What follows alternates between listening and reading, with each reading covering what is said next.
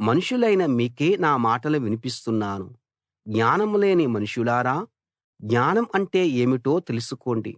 బుద్ధిహీనులారా, బుద్ధి అంటే ఎలాంటిదో ఆలోచించి గ్రహించండి. వినండి, నేను అతి ప్రాముఖ్యమైన విషయాలు చెబుతాను. నా పెదవులు యథార్థమైన మాటలు మాట్లాడతాయి. నేను నిజమైన మాటలు చెబుతాను. చెడుతనం అంటే నాకు అసహ్యం. న్యాయమైన మాటలే నేను చెబుతాను. నేను చెప్పే మాటల్లో కపటం, మూర్ఖత్వం ఏమీ ఉండదు. నా మాటలన్నీ వివేకం గలవాడికి తేటగా అర్థం అవుతాయి. తెలివి గలవాడు న్యాయం గ్రహిస్తాడు. వెండి కోసం, స్వచ్ఛమైన బంగారం కోసం ఆశపడకుండా నా ఉపదేశం అంగీకరించి తెలివితేటలు సంపాదించుకోండి. విలువైన ముత్యాల కంటే జ్ఞానం శ్రేష్ఠమైనది. జ్ఞానంతో అత్యంత విలువైన ధనసంపదలు సాటిరావు. నాలో